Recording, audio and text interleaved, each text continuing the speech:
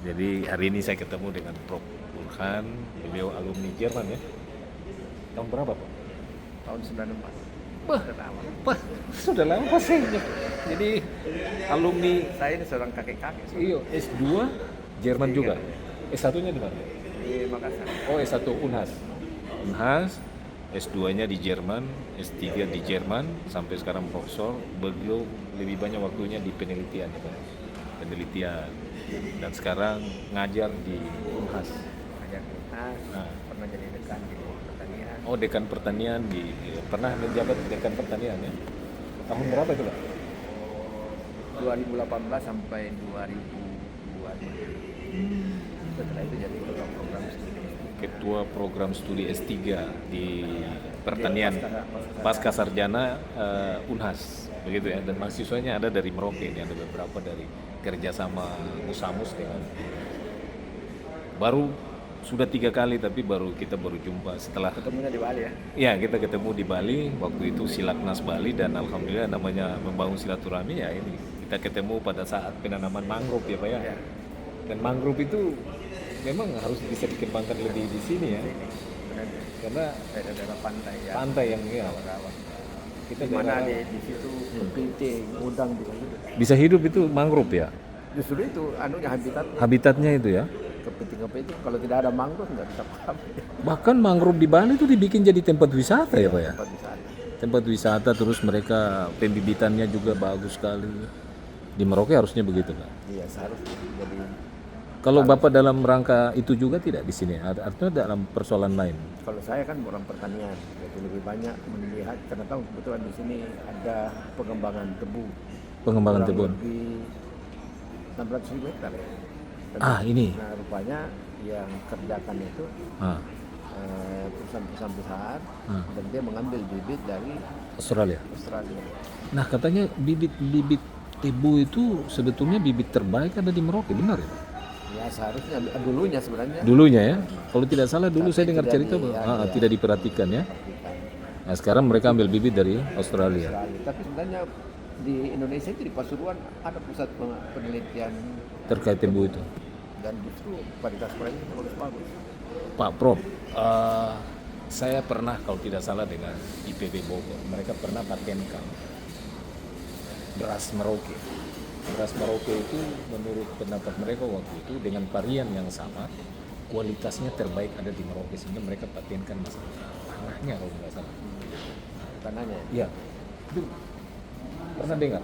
Saya tidak pernah dengar tapi bisa dicari. Jadi varian yang sama ditanam di daerah lain, tapi kualitasnya lebih baik di sini. Berarti ada jenis tanah ya. Jenis tanah. Jadi karena tanah itu endapan apanya yang begitu yang baik, sehingga rasanya itu berbeda.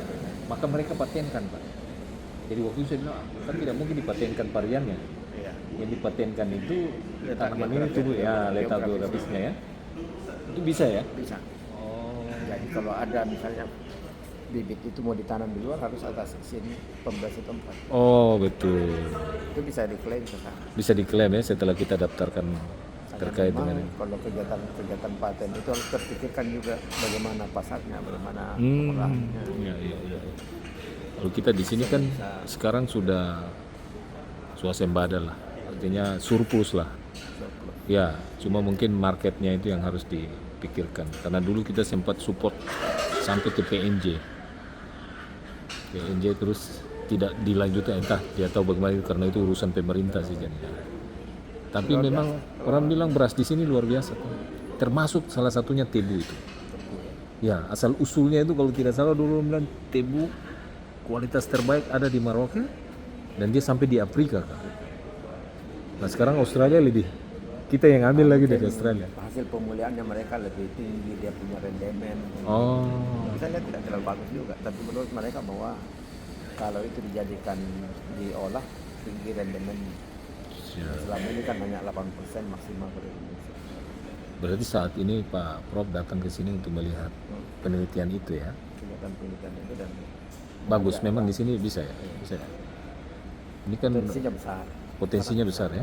Untuk apa, bioetanol kah apa ya? Nah, termasuk bioetanol, tapi ini bahwa gula itu kita masih impor. Iya, ya, gula masih impor kita ya. Iya. Jadi tidak Iya, cukup Jangan ganggu gula, garam aja kita impor Pak. Garam aja impor, apalagi gula Pak. Iya iya iya. Tapi mudah-mudahan dengan kalau saya dengar pidato presiden bahwa sudah beberapa kayak beras kita sudah tidak impor. Ya, benar. Benar ya Pak? Impor kita tidak. Kita tidak impor lagi beras. Tidak. Tidak Kalau impor beras lagi sudah tidak garam. impor, tinggal Kita masih gula. Gula juga masih impor. Masih impor. Kedelai kita impor. Jadi ada kemungkinan pengembangan kedelai dan jagung juga.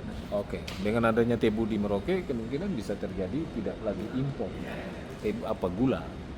Karena Merauke sudah bisa support Saya bayangkan itu 600.000. 600.000 hektar ya. Ada datanya. Iya iya. Luar biasa. Dibagi ke beberapa. Nah, Iya ini kalau kita lihat kan sekarang baru di Jatengkop sampai sana Pak ya, Sermaya itu. Berarti sudah 3 kali ke situ juga. lain juga. Oh lain urusannya. Dulu saya dengan Samus.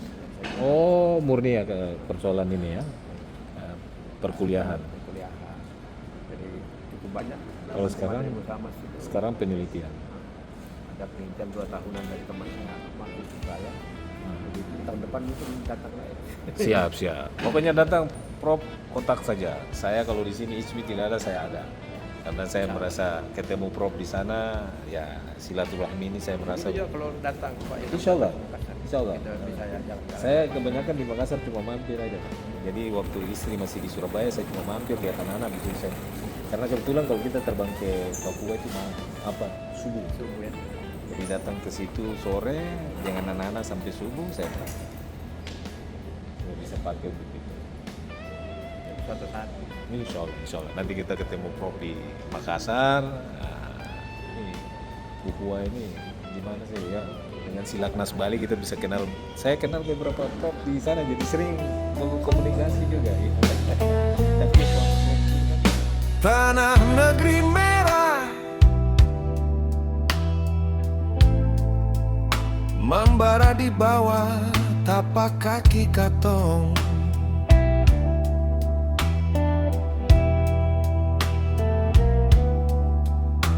Negeri yang dorang tulis dalam janji, tapi dong hapus dari